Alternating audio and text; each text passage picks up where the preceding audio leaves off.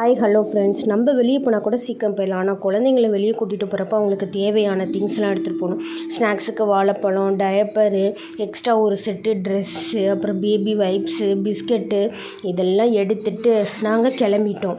எங்கே கிளம்பிட்டோம் அப்படின்னு பார்த்தீங்கன்னா, நாங்கள் இப்போ நம்ம திருச்சி பேட்ஸ் பார்க் தான் போகலான்ட்டு கிளம்பிட்டோம். நானும் கரூருக்கு அம்மா வீட்டுக்கு போயிட்டு வரப்போலாம் இந்த பார்க்குக்கு போகணும்னு நினச்சிட்டே இருப்பேன்.